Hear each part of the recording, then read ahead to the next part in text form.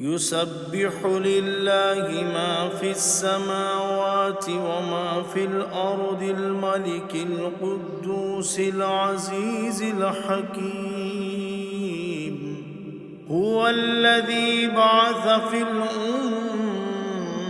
الأميين رسولا منهم يتلو عليهم آياته ويزكيهم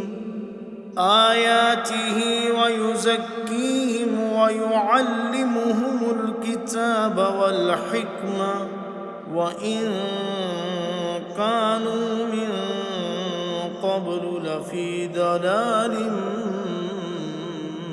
مبين.